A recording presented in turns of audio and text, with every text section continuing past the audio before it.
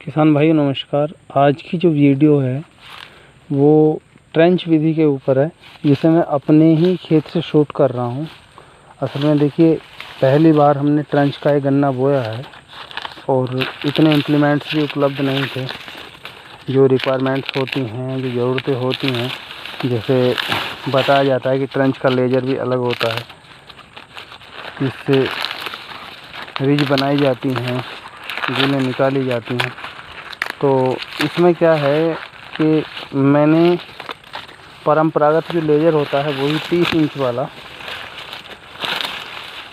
उसी से इस खेत की बुआई की है। और बुआई किस तरह से की है कि 24 इंच पर लेजर की चौड़ाई को सेट करके और फिर उसके बाद गूलें जो निकाली, जो खूड़ निकाले, उनसे 2 खूड़ बोकर तीसरे को खाली छोड़ दिया। हालांकि इसकी एक वीडियो मैंने पहले भी, जो ये छोटा सा प्लॉट, तब भी डाली थी, जिसमें मैंने मूंग की फसल का इसमें प्लॉट प्रदर्शन किया था। लेकिन मेरे हिसाब से सहफसली खेती के रूप में मूंग की फसल को लेना सही नहीं रहा, क्योंकि गन्ना और मूंग दोनों विपरीत फसलें हैं। एक फसल जिसको पानी अधिक चाहिए और दूसरी ऐसी जिसको पानी ना के बराबर चाहिए। ऐसी 2 फसलों का चयन हमें कभी भी सहफसली खेती के रूप में नहीं करना चाहिए।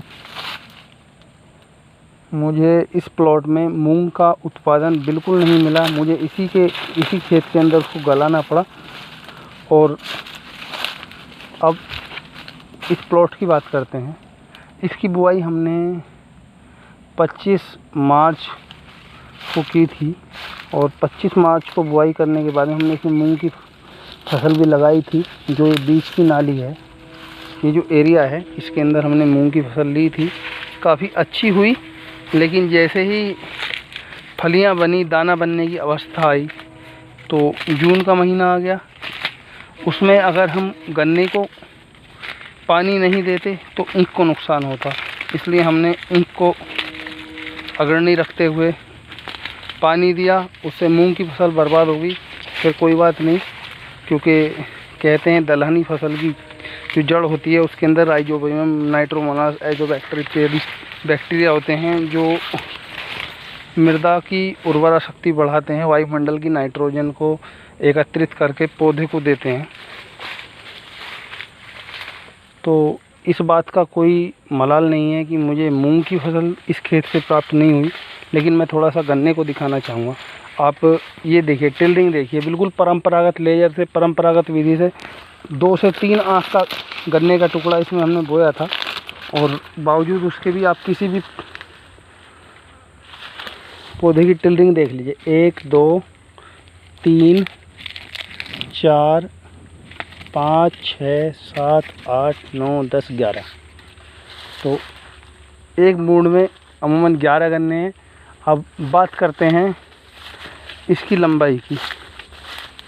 तो ये देखिए, मेरी जो अमूमन लंबाई है वो 6 फीट है। और अभी मैं आपको दिखाना चाहूँगा कि अगर मैं इसके एक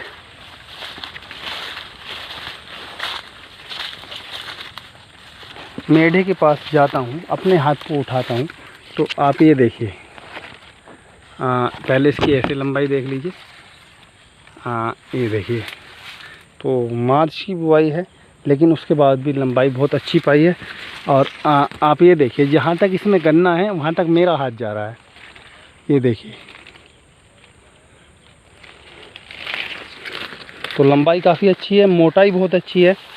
और इसके अलावा टिल्डिंग काफ़ी खेत ने दी है। लेकिन एक बात जिसका मैं यहाँ पर जिक्र करना चाहूँगा कि हम लोग अंधाधुंध रासायनिक उर्वरकों की तरफ जा रहे हैं, केमिकल फर्टिलाइज़र्स की तरफ जा रहे हैं। लेकिन ये देखिए कि खेती की ज़मीन की ज़रूरत क्या है। ज़मीन की ज़रूरत है जैविक खाद, जैविक उर्वरक, गोबर की खाद, थोड़ा सा हम अगर उसके ऊपर ध्यान देंगे तो पाएंगे कि जहाँ हम गोबर की खाद डालेंगे वहाँ पर हमारा केमिकल फर्टिलाइज़र आधा ही लगेगा,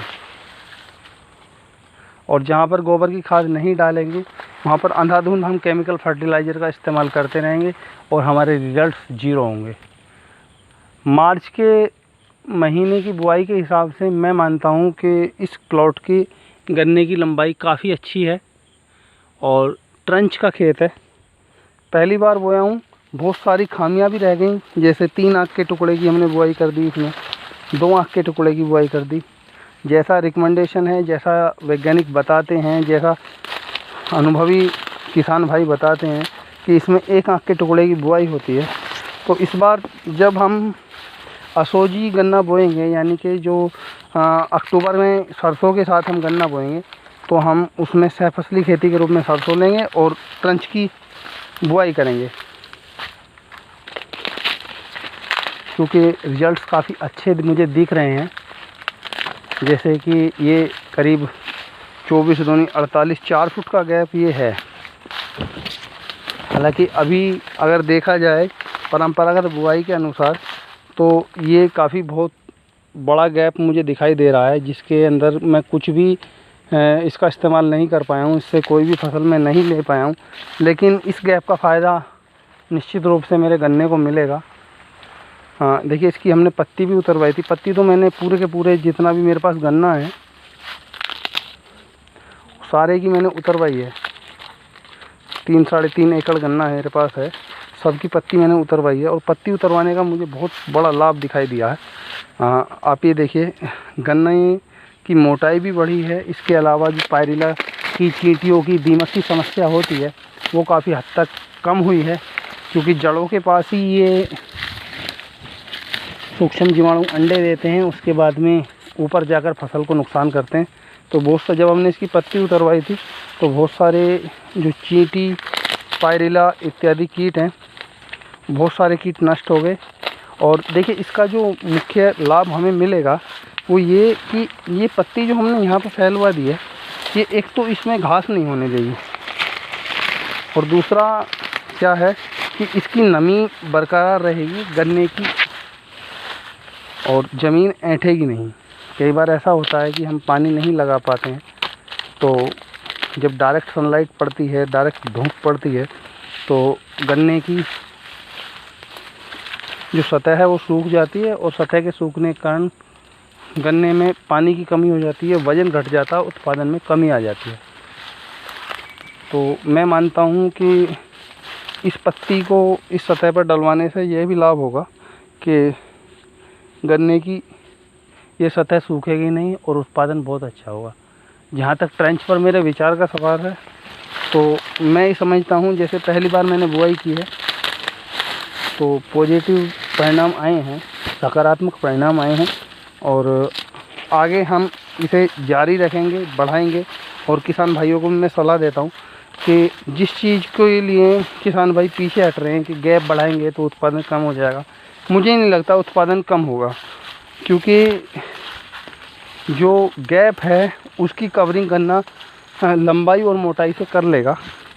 और इसके अलावा जो सबसे बड़ी समस्या है किसान भाइयों के साथ कि ट्रेंच विधि के लिए पावर वीडर या छोटे ट्रैक्टर को उन्हें ख़रीदना पड़ेगा या बहुत सारे अलग से यंत्र ख़रीदने पड़ेंगे। देखिए मैं आपको बताऊं, मैंने परंपरागत लेजर से इसकी बुआई कर दी जो ईंख बोने वाला होता है, और इसके अलावा फिर जो कल्टीवेटर होता है जिसे हम एक बैल से या एक भैंसे से या 2 बैलों से खींचते हैं, उसी से हमने इसकी निराई गुड़ाई की क्रिया कर दी।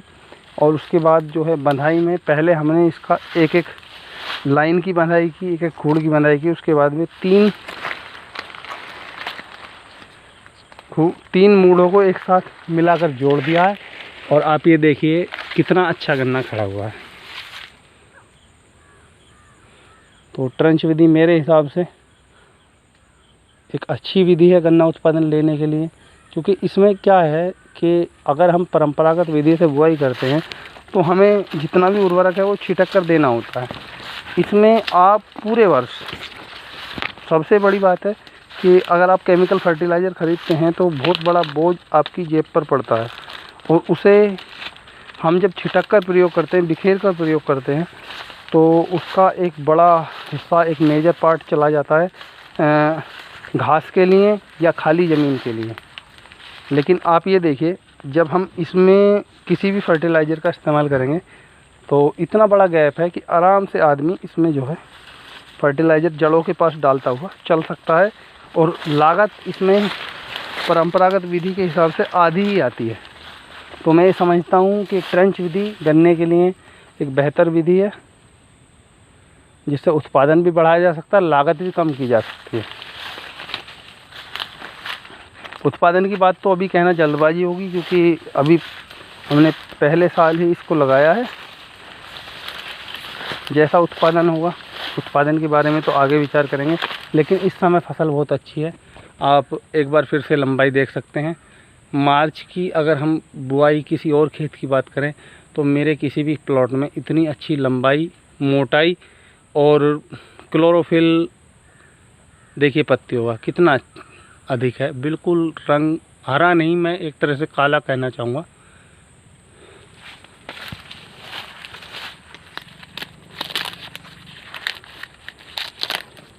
धन्यवाद।